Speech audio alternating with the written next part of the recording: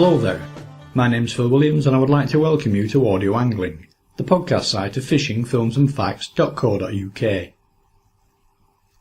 Both in sea and freshwater, if food items from the regular diet of any fish can be copied by an artificial hook dressing of fur, feather, or even modern man-made materials, then in theory at least, that fish can be caught using fly fishing techniques.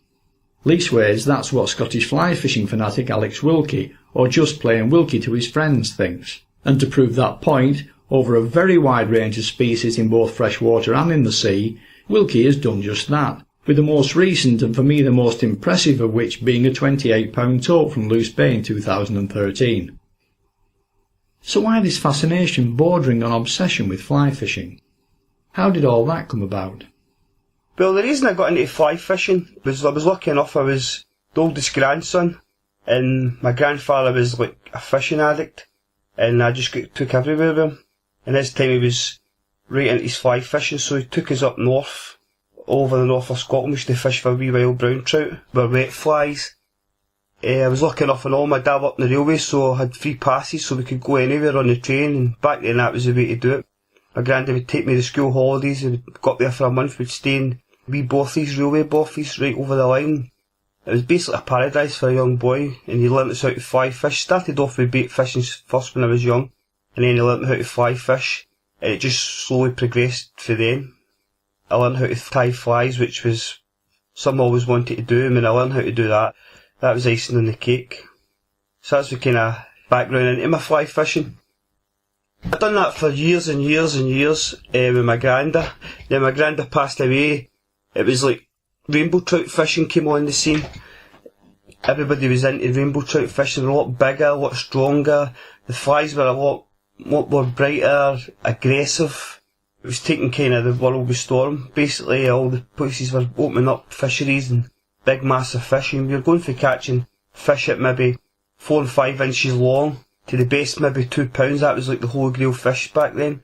When I was a young lad, to catching something like 10 pounds. It was just kind of stuff you used to dream about in Alaska when you watched the tellies and all that. So that was what kind of got me into that, and done that for years and years and years. Got memberships of boating venues and been out fish competitions. It was absolutely awesome. And then one day a good friend booked us a trip to Canada. That was how it all started. We were going to fish for the sockeye, the chum salmon, the chinook, and maybe even have a possible chance at sturgeon. So I thought to myself, well, I'm going to give this a practice session. So I was always fascinated with pike, so I decided to give pike fly fishing a try, because obviously they were the same size as salmon and how I could handle them, because I'd never caught anything like that before. So I got all geared up for the pike, and it took me so long to get in it. Nobody would really tell me how to go about it, anything to do it, until I went down south once at a fly tying show, and I met a pike angler called Ricky Valerie, who showed me how to tie the pike flies. And I never really looked back for then. I had all my own ideas. I knew exactly the waters I was going to fish. I knew where the pike would be. I just didn't know how to tackle it. But once I had these pike flies, and it was awesome. And that's what turned me into the pike fishing. And then now it's a fascination. Now something I only done for to practice for Canada is now means everything to me. That's what I do now. It's actually awesome. And then from there on, the Canada trip, that was what got me hooked onto different species. When I was catching all these fish and felt the way the sturgeon pull, that was just another thing. It ticked a box, something I wanted to do. So I geared myself up when I came back from Canada. First of all, to take it off for the pike where I left before I went to Canada, and also to try and fish for as many species as possible. And that's the kind of things that done it. But also caught a carp on the fly once, obviously a fluke. I was fishing for trout, and as I retrieved my damsel fly right up to the edge of the water, I was just about to lift off to cast. A big carp came and just grabbed my damsel and shot off. I had that fish on for, it was insane. I'd on for maybe 40-50 minutes, playing that on a 6-weight rod. Believe it or not, 4 pound line. I eventually got the carp in, and it weighed 24.5 pound, and the Scottish record at that time for bait carp was only 25 pound. But we never claimed anything with it. It was just an awesome thing, and that was another thing that got me thinking about why just limit myself to target trout. That's what made me go for other species, and this is why I've got this fascination with anything I fish for. I'll try and at least try to catch it on the fly. I'll always give it a good go, but there's been no really many fish I've actually fished for and no actually had them, because if they've never seen it before, a lot of the fish, and they don't get spooky, they'll just grab it first chance. And then on the sea fishing scene. Well, the sea fishing side, what it was the same mate introduced us to Canada. He was a really good friend, Stephen Reid. He had an article to do for one of the fly fishing magazines. It was Pollock on the Fly, and he asked me if I would be interested in going. Alan Nivington actually set it up. I mean, I'll have a go at that. So I tied all the flies up to go and went out and we smashed it. The first day I just used my bog standard pike patterns. I used on the pike, maybe scaled down a wee tad and maybe on some of them in darker colours, and I actually smashed it. I landed one at 10.4, I had a 9.5, I had an 8. I don't know how many 6s I had, and I got smashed up 4 times, but one with a really, really big fish. The rod was maxed out, and the 25-pound seagull broke on me. And that was addiction straight away. And that's how basically I met Ian and Matt Burrett. For that trip, I just needed to go back and keep doing it. And I had a couple of years at that for the pollock, but I'd always a fascination talking to Matt about taupe on the fly. Before we look more closely at that taupe, can we first look in more finer detail at some of what you've already touched briefly on here? A good way of doing this might perhaps be to look at freshwater and saltwater fly fishing separately, starting in freshwater, and with the fish you mainly target there, that being the pike. Well, for me, pike fly fishing is the holy grail for my fishing. It's what I do, it's what I love doing. There's nothing going to ever match that. It's just so passionate. The pike itself's an awesome creature. In some of the lakes you'll have loads and loads of fish, but it's always hard to catch the bigger ones, the 20-pound plus and sometimes the 30s.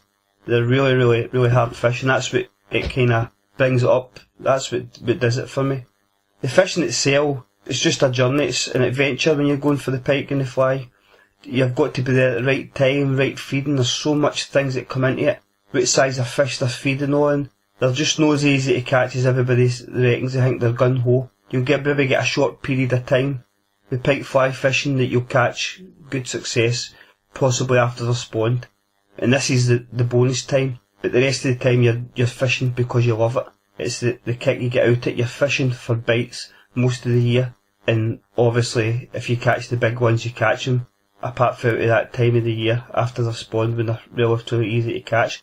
The tackle I use for pike fly fishing is I use a 10 weight rod. My rod's a Sage XI2 9 foot for a 10 weight. The reel I use is they don't really get runs as in ripping into the back of my pike. I've had sometimes they do it, but most of all it's short range work, especially from boats. We target them on boats, so the reel I'm looking for is just a big large arbor, so it gets real pick up a line quite quick, with a decent drag on it, because obviously you're billing the fish in. Not often you get runs into the back, and if you're running into the back and you're not playing them right, you really need to be hard on these big fish. You want them to go back right. The fly line we use different fly lines, but I'll use a kind of intermediate shooting head. It covers all ranges. You can let it sink down deeper to target deeper fish, and you can fish it relatively fast on the top layers, and that'll take you the fish that are in close. But also floating lines come into it as well when they're lying up, stacked up in shallows. Floating lines that can be a good line. Leader setup, I use 25-pound Seagar fluorocarbon. I use a trace about between 5 and 6 foot in length, and onto that, on the business end, I use wire Surflon Supreme, and I use about roughly 2 foot attached to that with the Albright knot. So it's an inline knot, it's running right through, there's no hinges or anything to get in the road, it's just a small knot, and the fly end I use a Rapala knot to attach the fly, and I just change my flies and change my leader to go. I don't muck about with swivels and splitlines and all this nonsense, change the leaders, because when you're catching jacks, your leader gets trashed anyway, you just need to retie it. There's no easy way out it, and always check your leader, because you don't ever know when a big one's going to come along. I've been caught a couple of times, where one time I went into a bay, and it was like the last hour to go to leave for a certain time, and my friend says, right, we've got an hour to go, we'll go into this bay, and I had a wind knot on my line. Stupidly, I says, look, it's only the last hour, I've been fishing all day and would a few decent fish, so I said, right, we'll fish it out with this. And sure as hell, third or second cast into that bay, I had a monster, came and took me, and just broke me like a twig, and guess what, it broke right on the wind line, and it sent a shiver down my spine. No, never again will I ever compromise my setup with knots. Just every now, if I think my leader's a bit short, or I think it's even anything that doesn't look right, it gets changed. I just take the extra couple of minutes and just sit back and change it. The fish will still be there when we come to it. And that's mostly for the setup on the pike fly fishing. Flies tend to change throughout the year for all different reasons, different types of water, different colours of flies. It's just quite intense. Like if you get clear waters, you want to get nice natural flies, and also bright flies can also work. If you get dark water, I recommend darker flies, maybe a bit bigger. But that's the sort of scenario. They range from 9 inches to 4 inches, the flies. Different colours. My favourite's red and white. I love red and white. It just screams fish. And also perch patterns is another favourite, especially when they're hard on perch. At certain times of year when the perch are all showed up. A 4-inch perch pattern, you can't beat it. The fishing itself, it's all about getting out. It's not about targeting big fish. The big fish will come if you put the hours in.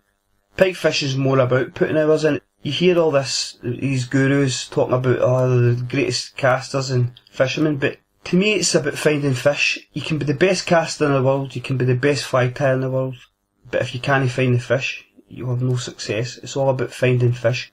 Watercraft, knowing when they're going to be at certain times of year, with either winds, temperatures, all loads of different scenarios. You just need to keep on looking. Another thing that fascinates me is a lot of people I've seen targeting pike, they go for deep water and pull high D lines in. I've never really had much success doing that. I've got my odd fish like everybody else, but to me, pike in deep water, they're in there for a reason. It's probably to be left alone or sulk. I wouldn't say they were feeding fish unless the water temperature's so high they've got to go in there for cool. To me, when they're in the shallow waters, they're in there for one reason, and it's just for eating, for food. That's it. Bottom of the line, so that's where I would target. Shallow water, drop-offs going on to shallow water. Any places you can get shallow water into deep water pretty fast, that's pike heaven. It means they can get in and get out as quick as they can. So if you can find these places on your lakes and reservoirs, you'll do really well. Instead of targeting big deep holes and gullies, they'll have pike in them at certain times, but most times the pike will just be sitting there. You think there won't be a pike in it, they'll be lying deep in there, but when they come into the shallows, that's when they'll be feeding. That's the kind of the scenario on the pike fly fishing. Any particularly memorable fish or catches? Oh, I've had days where I've had over 50 fish in one day, 50 pike on the fly, 12-hour session, just battering them. No, maybe not so much bigger fish, had them up to 15 pounds that day, but for big fish, the scenario with the big fish is, if you're going out there and you're catching X amount of jacks, you're not going to get a big fish. It's as simple as that. The big fish predate on the wee fish, so when you go out there that day and you catch nothing to start off with, that's the day it gets me excited. I get really, really focused in and channeled in, because they're the days you can get the big ones, because when the big ones are mulling about, the wee ones are under cover, they're hiding, they're not interested in feeding because they know they could be the next thing on the menu.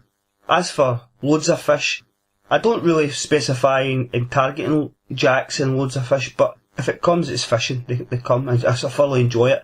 My kind of heart sinks a bit when I start getting into crazy amounts of jacks, because I know deep down it's possibly the big guy's not going to happen.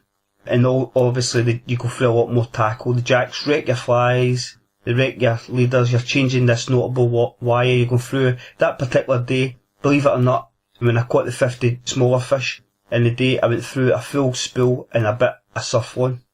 So that just shows you, the jacks really, really wreck your surflon. As in big fish, I've had quite a few big fish. I can't really remember. I've had possibly 50, maybe over 20. It's getting on there anyway. I've had 2 over 30 on the fly over maybe the last 4 or 5 years. Some days I've had up to maybe 3, 4 20s in a day. My best day I had 5 fish over 90 pounds, and the first fish was a 3-pounder. I had a 32, a 28.5, and 2 over 15 that day. That was insane. But my biggest fish on the fly pike was a fish at 32 pounds. It was quite a stunning fish, and the time I caught it was August time as well, so had been spawned and it just had mended, so it wasn't at its full potential. I reckon that fish could have possibly went in the winter. Who knows, it could have been 38, maybe even 40 with feeding in this particular lot we caught it in. I've caught loads and loads of fish over 25. I've had them 29, 28s, I've had a few 27s, 26s, all on the fly, but it's really not about the weight, it's mostly the stunning beauty of the fish. If you're catching a minted fish that's never been caught before, £20 was fin perfect. That beats a fish that's been caught 6 and 7 times and went all raggedy and started going back. For me it is anyway, it's all about the beauty of the fish and the picture. But most important it's about enjoying the time. There's so many anglers go out focused on just catching big fish and they forget about the crack. They only look at the picture back and say, oh, look at that fish, but when we go out, we have a roll about. It's a tear up. When we go out, we just laugh and joke and relax, and I think that's what brings big fish on as well. There have been so many times pike fishing, we've had so much laughs. One time I was out fishing and it was that time of year when you knew you were quids in for a big fish. The big fish were knocking about. We had some. And me and my friend Stu approached this island and I made the cast and I had 2 pulls on the line and this thing came up. It was a big fish and it took my fly, I let it eat it, struck it, the fish was on, got a one run out it, and the next thing the line went slack. So I thought that the fish had obviously just spat the hook, brought it in and it snapped my fly line. I had a midge tip on and I was left with a foot of the midge tip left and another 9 foot away. Unbelievable. That's the kind of things that stick with you through fishing. Every time I approach that island we talk about that time and he keeps on winding up saying, oh, that was a 40 punter, it gets bigger every year or every time we go there, and that's what fishing's all about. It's just having some good times with good friends, and if you catch the fish come. You've got to put the hours in, but there's no easy way about it. You just don't expect to turn up there and catch fish. It doesn't matter how good you are or how good you think you are, you just got to put the hours in. What about other freshwater species? Chub are often caught by trout fishermen, and so too are perch, and there's a growing interest also these days in fly fishing for carp. But what about any of the other species we haven't mentioned yet? Fish I've caught in the fly fish water, I've had carp up to £24 8. I've had pike £32, I've had rainbow trout up to £18, I've had some big brownies up to just £9, I've had some slunkers of perch up to 2.5, I've also had roach, good size roach, over £1 on the fly, Atlantic salmon. I've not had big ones, but I've had them £10 and I've had landlocked salmon £15 on the fly. I've had a few of them. That's the kind of fish I've had. I've also targeted barbel on the fly. I've had barbel on the bait, but one time my good friend took me down to do the barbel on the fly. It was only one shot I had at it, and we fished the swim for the barbel. They were chub and the barbel in the swim. We caught them with the bait first and we knew they were there, so we went down. And what I'd done was I just set grayling tactics up. Heavy bugs, short line. I think I had something like £15 line, really robust line. And we just basically bugged for them. We just dropped them into the channel and bugged them down, and I hooked a barbel. It was a monster. I had this thing on for God knows how long. Massive runs, big head shakes, bounced to the ground, which I thought was the fish was nearly done. My rod was up over, doubled in half. My friend was coming with the net. All I had to do was get him over the ledge. He was a huge fish. I reckon it was a double figure barbel anyway. As I tried to get him over the ledge, as I say, the fish was almost beat. And I just tried to pull him over the ledge and he just shot right along the ledge and he broke me off. Never snapped me, broke me off on my line. The rock cut through the line and lost him. I was absolutely gutted. He was a belter. That was my first and only chance at the barbel, so they can definitely be done on the fly if you get the tactics right. If you get them sitting up and you get them eating. If you're running the big heavy bugs, big hare's-eared bugs, they're going to have it. But getting them in is a different scenario. If maybe we had a gravel bed, it would maybe be a different ball game, but that particular bit, it was about a 3.5 foot drop off into about 9 foot, a channel running down the riverbed, and they were all lying in there. It was a big kind of slack water going into a current through the channel, and they were there in numbers. I reckon we had about 4 or 5 that day on the bait, up to about £6. Nothing too big, but I would always want to go back and do that again. I'll need to, so a thing in my hit list, I'll need to go back and get a barbel on the fly, because it's definitely something that really inspired me. But there's that many things to fish for. you just take the next one coming along and just gear yourself up for that. Perch, just smaller flies for perch. I've caught them with trout flies. I've actually caught them with pike flies as well, fishing for pike. I've had big perch come up and take me. Roach, we just scale down with wee nymphs, tungsten beaded nymphs in a bung, and just get the roach feeding and just drop the bung in, and you catch your roach for fun. It's just having to go through them to get big ones. As I said before, we've not got really many coast fish in Scotland that we can actually target and fly. Most of the fish here, coast fish, are basically coast fishes, and they don't let you fly fish unless you go to canals, but most of them are kind of wiped out now. But as for like trout, I've caught most of the species of trout. Your golden, your tigers, your blues, so I've kind of done that scenario. When I was a young boy, I've had Arctic char, used to catch them for fun, fishing for trout, and one of the locks I fished for Loch Traig. One fish you didn't mention there, and I'm particularly glad you didn't mention it, is the Welsh catfish. But I know you've even sorted out how to catch those during a recent visit only the other week in July 2013, with success on the River Ebro in Spain.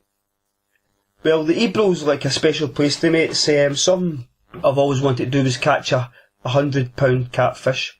That was the dream. That was where it all started off. So, another good friend, Callum, he booked a trip up. There were 4 of us went out and to do this £100 catfish. The first trip was absolutely incredible.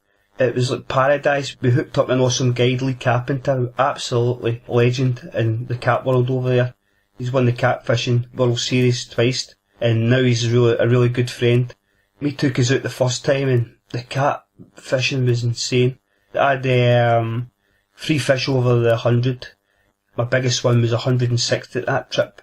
It was a dream come true, and it just gave me so much thirst to go back and do it, and this is where I got me thinking about the cat and the fly. I'd seen things before on the telly, guys catching catfish and the fly, so I know that could be done. I know it was going to be hard because obviously there are no sight feeders, so and the water's kind of murky, so I know you'd need to get the game plan for that one, so I put it to Lee.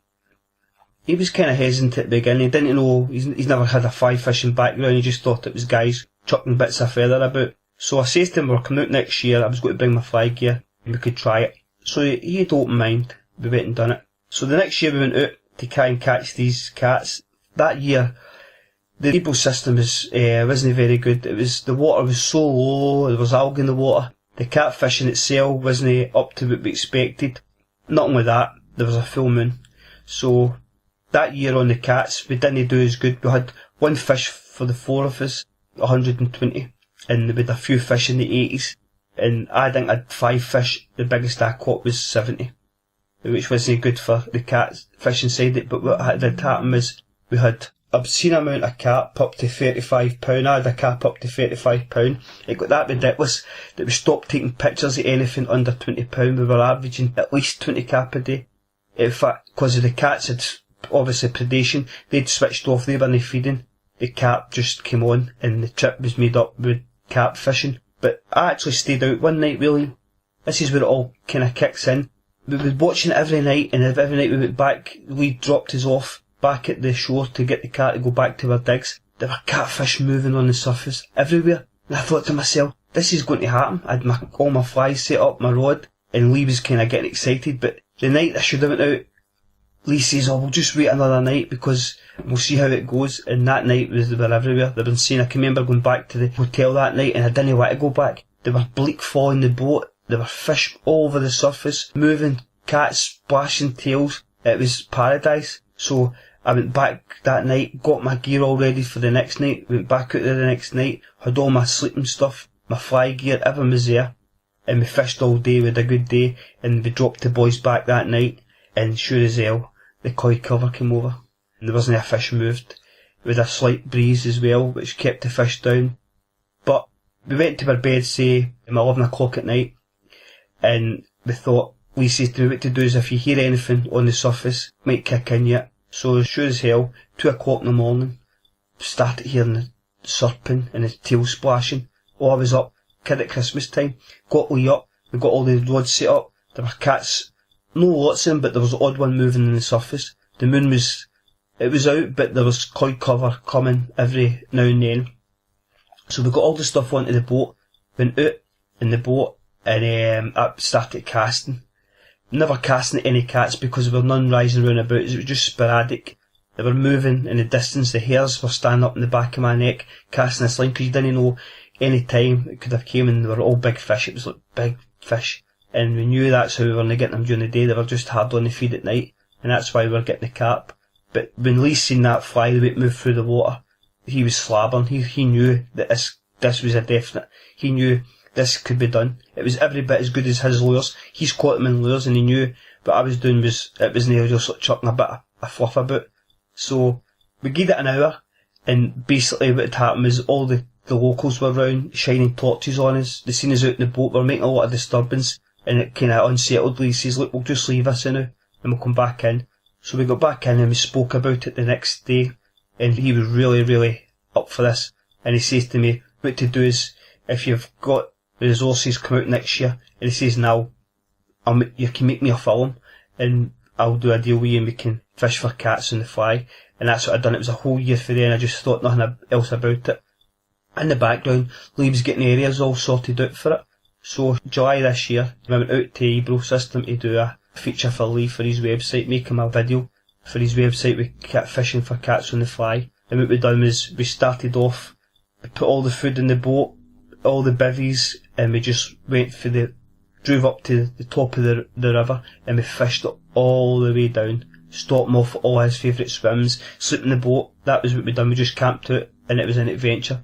It was awesome. The first day we were out fishing for carp, because obviously the carp fishing, you need to put money in because you need to pile the bait in to get the fish. Well, since I was going myself, it was working out too much. It's like €60 a bag, and you're averaging 2.5 to 3 bags a day. So for 4 days, it was out my budget to go over there and do that, plus all the rest of the stuff. So we decided to fish for carp because the Ebro system's full of carp, and you don't need to pile bait up. You can fish different tactics from. What we done was we fished PVA mesh bags, and we just ground pellets down and some hemp and different other types of pellets, and we just sort of cast out and brought the fish in that way. So the first day we got out, it was just cats. Cats were on the prod. We were catching cats. Had 6 or 7 cats on the first day on the carp gear. Had them up to 80 odd pounds, which was awesome. The weather was kind of hot, up to 40 degrees. It was kind of uncomfortable sitting in it, but what a first day. The next day, we decided it wasn't going to happen for the carp at that bit. There were too many cats in that part of the river, so we had to move. So we went up sticks and we moved to another part of the river. It was a good carp bit as well. The rods were only in minutes, and I got my first run. It was a nice £27 common, beautiful fish, some scrap, followed by another 2 or 3. So we got the camp set up, and we decided to fish through the night for them. Unlike the last night we didn't, we decided because the carp were on the move, we'll fish through the night for them. So we put the carp rods out, retired to the bivvies. I was exhausted out in the sun all day. My first day as well, into the 40 degrees. We set the rods up, and I was in the middle of sleep, 1 o'clock in the morning. The alarm's screaming off. I got up, hit this thing, 100 yards of line easy in the first run, and I'm still half asleep, shaky. And I said to Lee, this is going to be some carp, this. And he says, shut up, you silly bugger. He said, this is a monster carp you've got on. It's a big carp. But I was only fishing £14 line, and it was a 2 3/4 pound test rod. But I battled that fish, played it for a full hour on the bank, had it in, don't know many times, I way back out. One time it was 200 yards it took. Unbelievable. And eventually it locked up on me. I thought it was snagged. I shouted to Lee, right, we'll need to go out and get this in the boat. It's wrapped around something possible. I couldn't move it. I was putting so much pressure I could put on it, the fish wouldn't move. But we jumped in the boat and went out, and it wasn't snagged, it was just lying in the bottom. The thing was towing the boat in the last bits. Another 10-20 minutes, and its head bust through the surface. What a fish. We got it onto the boat, we got it back in, weighed it, £144. Lee's, it's the best he's ever had off a carp rod, especially on £14 line. He's had them up to 140 on £18 line with heavier gear, but that's fishing so light. There was me, in wrestling with this thing in the mud, getting some awesome shots at it. Absolutely insane. But the trip just got better and better. That next morning, we went up. Lee had a place scoped out. It was a big weir pool. It averaged 6 foot in water, but a lot of it was about 4 foot, but there was an average depth of about 6 foot. There was a lot of slack water, there was a lot of fast water. Typical weir pool. So we got all ready to go up and do this cat in the fly. I was buzzing because I knew my luck was in after getting that big cat in the night. I said, I've got to do this. We got up to the weir pool, was kind of took an hour to scope it all out on the fish finder, looking for holes, looking for fast water, looking for slack water obviously. And then we made our plan. We edged in and fish started fishing for them for serious. It wasn't long and I got my first pull, but because of the fast way the water was coming, the fast water, the fish was taking and swimming towards you. You couldn't get really any purchase to make a strike, so you were striking into nothing. And basically I lost that first fish. It came right up to the boat and I had it on for it seemed a good bit of time, but as soon as I tightened the rod in, the fly came out. About half an hour later, we edged up to a weed bed and we kind of put the nose into the weed bed and kind of beached the boat. And it was a big slack water with a channel of fast water. So I says to Leah, good chance there'll be cats lying in the slack water taking anything on the fast water. And it paid off. First or second cast into the fast water, retrieving it into the slack water, wallop, and this fish took good and proper. It actually took the fly and run with it, hooking its sail. Fish about 25 pounds. What a scrap. Powerhouse actually pulled us out for such a small fish, pulled the boat off back into the fast water, but the job was done, we done it. We were all excited, we got some awesome shots, took our time, got some great pictures for his website. We went back into the fast water again, fishing these slack waters, and within another 10 minutes I had another fish on, which was a bigger fish. But again, casting into this slack water, pulling into fast water, your line does crazy stuff at your end of the boat and at the other end of the boat at Disney. So when I was trying to hook this fish, I couldn't get any purchase on it, it's swimming towards me. I'm striking, I'm getting a bit on it, but no enough to properly set the hook. I don't know whereabouts the hook was set, but I know when I seen the fish, it was the fly was on the outside of its mouth. It's never a good thing. I played the fish out and got it up to the boat. It was a bit bigger fish. It was well into the 30s, maybe even bigger. As I got up to the surface of the boat, just about to land, it shaked the hook came off. And then later on that day I got another one again in fast water, coming into fast and couldn't set the hook. But the day was insane. We're jumping about like kids, we'd done it. It was another tick in the box. So after that we decided we wanted to get my big carp. That was what his intention was. Unknown to me, I thought catfish will do me, but he's hard set and get my big carp. So he had this other place in the river on the way downstream, scoped it. And it was a place called Snowy's. We stopped off in there. We got the bivvies up, put the rods out. That night, I had 3 before I went to bed, and then again, 1 o'clock in the morning, rod went turning off, another cracking carp, 20 plus in the middle of the night, cracking shot. So we all got ready, got a nice breakfast that morning, set up for it. It was insane. First fish, big 30, I think it was 35 and a half the first one, followed by 31 something, and it just got crazy that day. We had 18 fish, all big 20s, big carp. So that was it, coming to the end of the trip. The trip was done, and the last day we went out and done the video for the catfish. We never caught any that day. It was tactics that we done the same again, but it was the only day the whole holiday. It was overcast, it was cool. The cats were nearly on the feed. The carp had switched on the day before we knew it. I says to the lady at the end, I says this could be the catfishing finished, because the way predators feed, they feed in cycles. They'll feed for so many days hard, and then they'll switch off for as many days. And when you see, one's flip of the coin is when the cats come on, the carp switch off. You don't get half as many carp. When the carp switch off, you know the carp are on, because they could get ate. And it's the same scenario. We've done the video with me casting. We've got some obviously good footage of the day before on the cats, but the job was done. The tactics for the catfish was a 13 weight 9-foot rod. I used a real live line with a short leader. The leader was like 6 foot of 150 fluorocarbon crimped onto the fly, and just changed my flies that way. The flies I used was 9 and 10 inch. The ones I had the success with was the same pattern. It was like a kind of roach bleak pattern. It's a natural pattern, but had them tied up in bright colours, dark colours. But they wanted this natural pattern that Pacific day.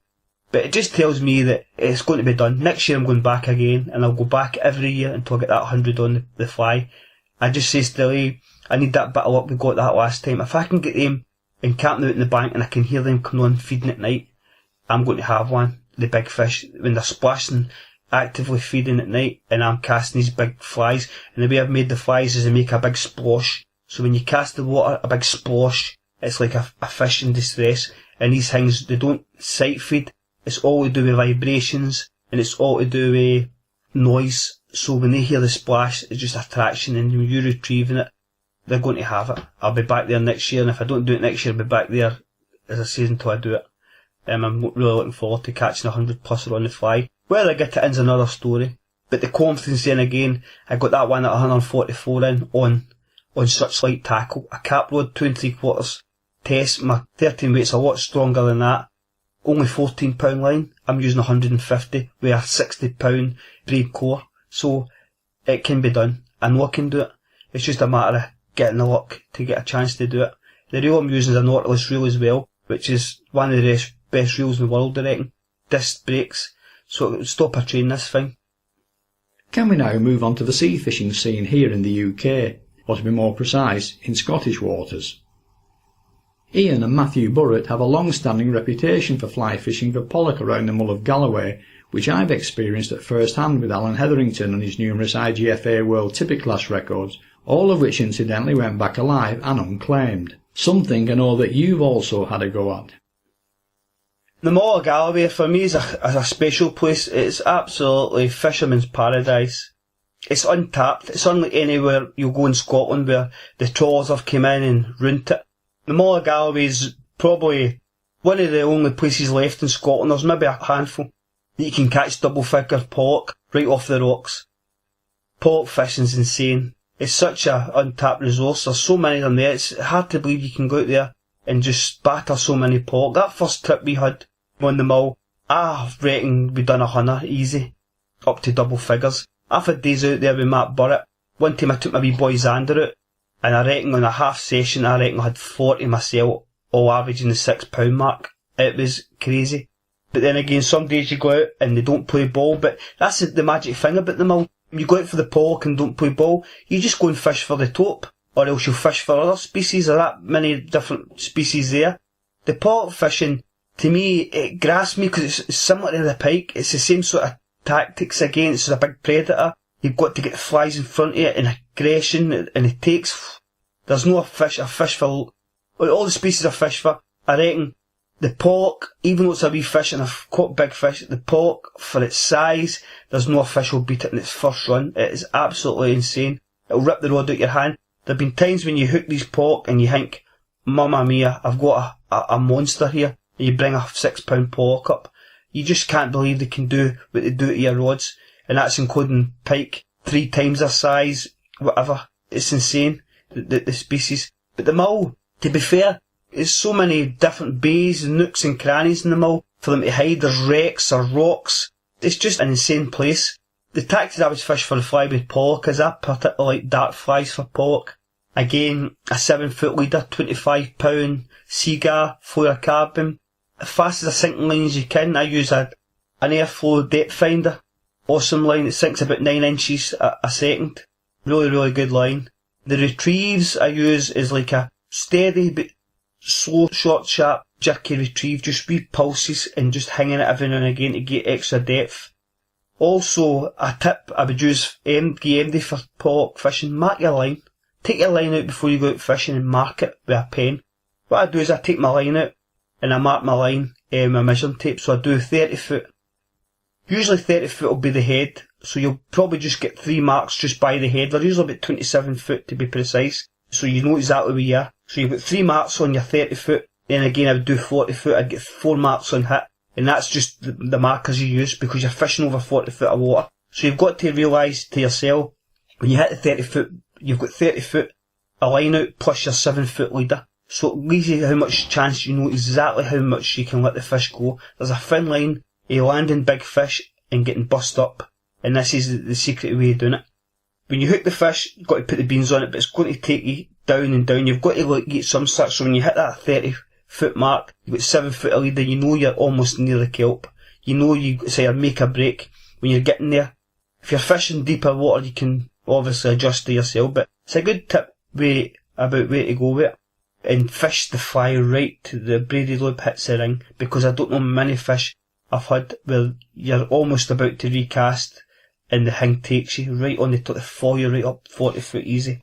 Awesome creatures. Absolutely fascinating. As for different fish round the Mull, I've caught obscene amount. I've caught cuckoo wrasse, ballan wrasse, I've caught massive mackerel, I had one nearly £3 once. I've caught all sorts of species. turd gurnard, I've caught all the gurnard species, cod, whiting. I've also caught scad on the fly as well. We couldn't get any mackerel and I hit this thing, I've never seen one before. Great looking fish, stunning looking fish. It goes on and on and on. The Mull of Galloway for me is, I don't think you'll ever get a better place, I've been to anyway, as for sea fishing. There's so much you can do, there's so much scope. If there's something's known, there's always something that's feeding in it. So what are your thoughts then on the IGFA fly caught tippet records? Ian and Matt don't like claiming records. They would rather simply release the fish. But surely there must be a way of achieving both aims. There probably is, but see, to be fair, I'm no one for rakers, and that's the truth. To me, it takes you away from what we're out there doing. We're out there to have a good laugh and catch some nice fish, and if it weighs £6 on the boat, it's £6 to me. It doesn't make a difference. Rakers mean nothing. It just puts pressure on anglers. It fuels other things, and this is why you get a lot of the way that the angling world goes. Sometimes you get a lot of guys try to do stuff and all secrets, and it's just competition. To me, it's a bad thing in fishing. There's nothing better than seeing somebody catching a fish, but there's a lot of things about the rakers. To me, you could do it no problem, but then again, if you catch a fish round the mull and you break the record, you've either got to up anchor, take it all the way inside. Much fuel does that cost? Then you've got to weigh it and then put it back for the record and then go all the way back to that. But again, it take you an hour of your day's fishing. I don't know if it's worth it. To me, it's no, in my book, worth records. These guys, they set the records up. It's up to them. If they want people to claim records, they've got to make them a bit easier for them to claim. They've got to take skippers' words on them, and if they don't, it's their loss. That's the way I look at it anyway. It's their loss. I'm not going to get uptight about records. To me, it doesn't do nothing for me. But if they want to make these records and these goals, if they want people claiming them, they'll need to make them easier, or they'll need to make them better, because at the end of the day, if you get a captain in a boat, a skipper like Ian Burrett, and if he says it's what it is, to me it's what it is. And these guys, they don't tell lies to get records, and they've been doing it too long a time.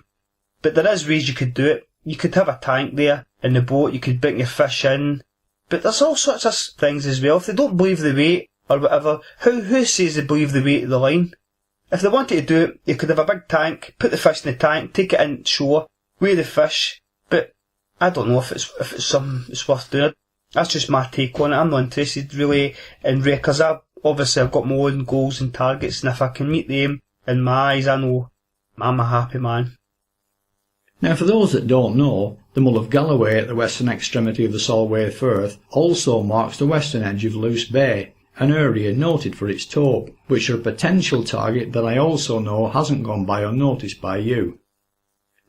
I said to Matt the very first trip, he was speaking about Matt's fascination with taupe, and I asked him if he thought it was possible, if you could actually target them on a fly, and he said aye, and it just it was mind blowing, the thought of it.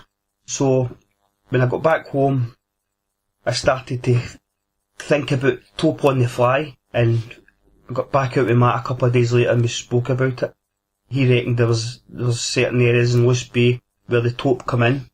I don't know if it's a spawning thing, but it's a shallow water thing anyway, it's mostly males. You get them up to £30 and there's literally hundreds of them. He reckons that it could be done in the right time.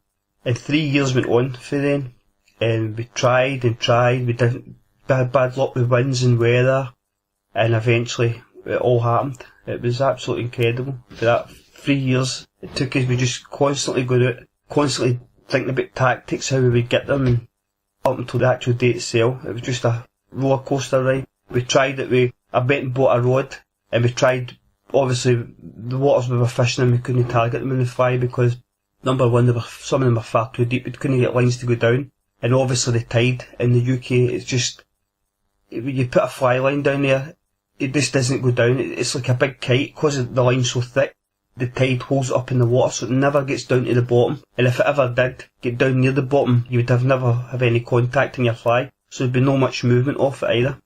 Sometimes you're using 6 and 7 ounce leads just to hold bottom in some of these trips, but we used the leads and we put live baits on the fly rod, we just the fly everyone on it with the weight, and we had a lot of good success with taupe, taking the actual live bait and putting them on the fly reel on the fly rod, and it was incredible. The fights were mind blowing, ripping you miles into the batting, and it was actually awesome, and that was what made me want to do it even more with the fly.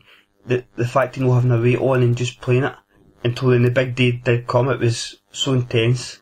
Had seen these fish coming up through the layers, just 1 minute it was black sea, and the next minute big fish, big head, and having a cast at that, and seeing it chasing your fly, and even mouthing your fly, and rolling over your fly, and so frustrating sometimes when you struck it into nothing, it just let go, or the hook wasn't in its mouth. But to actually do the fish on the fly it was like winning the lottery. When it just came up, grabbed the fly, and just shot for the depth, it was absolutely incredible. I'm sure it was. So can we get back to the start of this particular day, by you giving us a blow-by-blow account of those years of frustration, and how you finally turned them into success? Well, the top on the fly, for me, it was something it fueled me up. Not just for that fishing, but for these 3 years, it was mesmerising. It's just something I thought about all the time. Dreaming about this big bay, going into this big bay, and these top were here. It's just something that inspired me so much. Every year I got a chance at it and it failed. I just knew it was going to happen the next year. Then it would something happen that year. I knew it was going to happen. I knew in my bones I was going to definitely go to do it. It's just a matter of time. And I've got the stamina to do that kind of thing. I'll just keep at it until it comes good. The actual day itself, it was brilliant. I was like a kid again at Christmas. We would come down, the butterflies were on, and set the rod up, and Matt did a day, we had 60 fish the day before, so I knew everyone was in my favour. The weather was great, the wind was none, and I knew basically it was coming, it was definitely going. So out in the boat, Matt says to us, right, we'll target them on the bait first, because there's a certain time of the tide when you can go into these bays. It doesn't really work if you go before it. So took Matt's word and we got the rods out. I asked Matt what kind of sizes we were targeting today. He says you won't get a fish over £30. He says you'll be lucky to get one at, really, really lucky to get one at 40, because the fish we were targeting was mostly small. So we're sitting down, we got the rods in, sitting down getting a crack. My first rod shoots off. I lofted into this thing. The best fight I've ever had off a taupe. Had it on for God knows how long.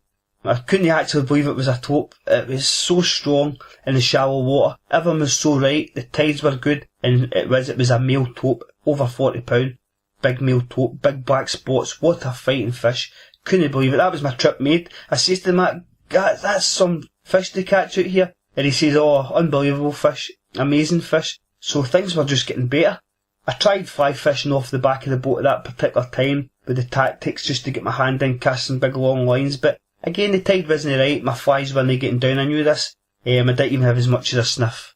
We caught another 3 or 4, maybe 5 taupe, and it was time. Time was right. Matt decided, right, this is it, the tide's starting to slacken off, we'll go into this shallow bay. So we get all the rods in, we go into the shallow bay, and we put the rods out to see if we get the taupe, and sure, bang, taupe carnage. It was just hauling them in. Every cast you were getting taupe, low 20s to possibly low 30s. And Matt said, right, it's time to get the fly. So we got the fly set up, and Matt was drawing these fish up with a half mackerel on hook. He was drawing the fish through the layers. And his very first cast down, I was sitting ready with the fly, with the fish possibly low 20, came up through the layers, and I made the cast. The fish automatically switched right onto my fly, chased my fly, took the fly. I could see the hook hanging out the fish's mouth. No point in striking. I was gutted, but excited at the same time, because obviously I knew they were onto this.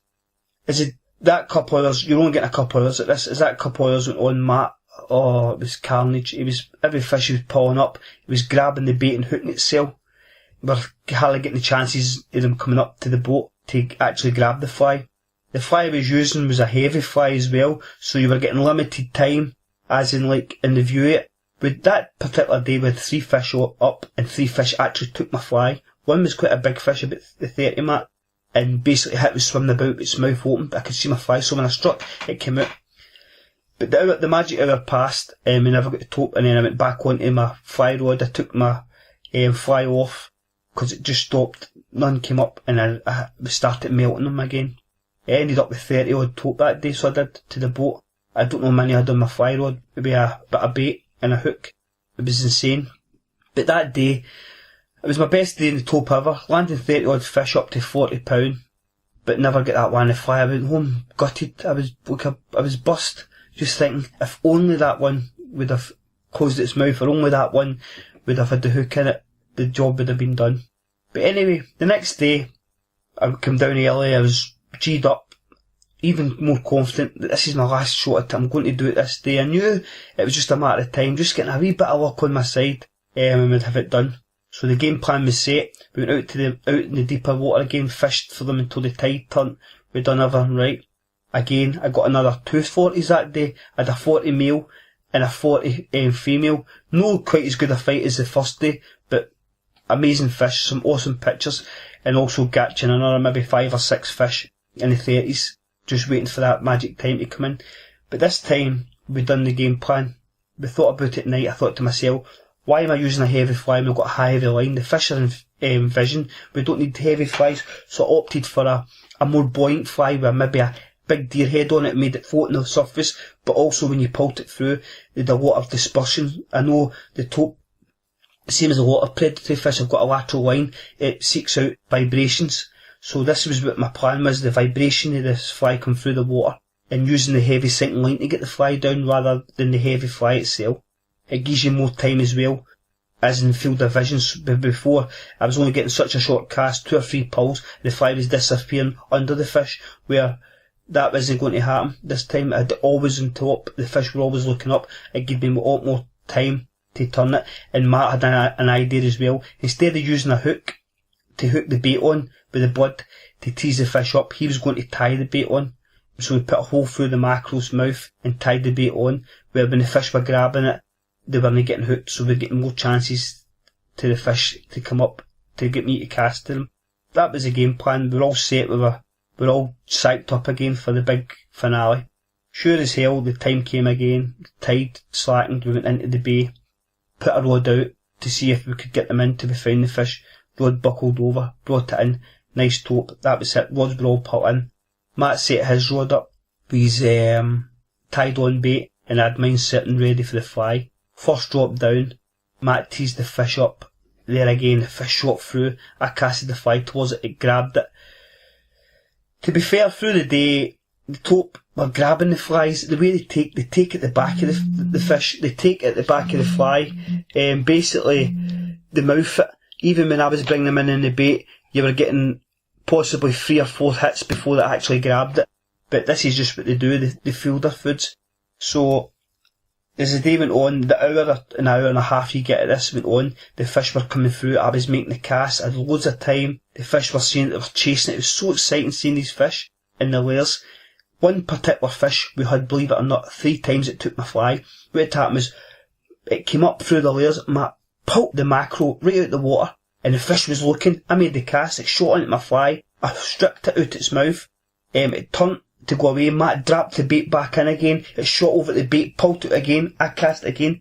This, to me, was insane. The hackles were standing up the back of my neck, it was like, now or never, but again, I couldn't set the hook. But the one that took the hook was absolutely, it was mind blowing. I didn't even expect it, it was just instinct. Basically, Matt lifted the bait right out the water so fast, I've kind of fired the fly in front of the fish and 2 strips on it. The fish shot over, took the fly and shot down to the depths. The only fish it done it that day, hooking its sail. Before long, I knew I was playing the fish. I never had a chance to strike, I never had nothing. My reel was screaming. It shot all my line out. It was right into my batting. I couldn't stop it, and I was so scared that this fish was going to drop the hook because I never had set it. My knees were buckled. I was sweating. I was saying, "Oh, don't come off." Real now, what a fight! The fish just never got in. Shallow water. It was ripping line on this fly reel. I got it in, and I just couldn't get it in the boat quick enough just to get this claimed. We got it into the boat. A couple of nice pictures. To be fair, we should have took better pictures. We could have took our time, but it was just at that time we were just so glad it done it, and to get back out and do it again, I thought this was a finale. I'd actually cracked the code. It was almost finale. It was that bad I never even jumped about because the fish were still on the pod. We're only about 20 minutes, half an hour into this golden magic time. The fish went back, we got the pictures, and it started again. And this time Ian came over, and Ian was there, and they were all shouting, and I was still focused because I was getting these fish up to the boat. They were taking the fly, but every time I struck, they weren't taking it. They wouldn't sink with it, they were just refusing. If I never struck, they were refusing. That day, I had 8 fish that I actually stripped into. God knows how many fish took my fly. It was insane. A bit of luck. I don't know. The next time I go out to do this, my flies will be a different design. It'll all be done different. What about the Hugh Falker's secret weapon with its flying treble, or even a single hook set well back in its tail? Well, that wouldn't work with this fly because obviously it would restrict the movement. But what I would do was this particular next fly I was going to do, I'd tie it on a tube fly, with a single hook right at the back of the fly. So when you mouth it at the back of the fly, your hook's no restricting your materials, because when you're using these big predator materials, anything at all, it hits them, they all fankle up, they go into knots. It's just because it's a synthetic, they need to be lip free. But I've tied flies up now for the job. I've got tandems as well, where a hook coming out middle of the fly and also a hook at the back. I've been thinking about it. I think next year it could be done easier with a bit more work, but as I said, that was my first shot at it.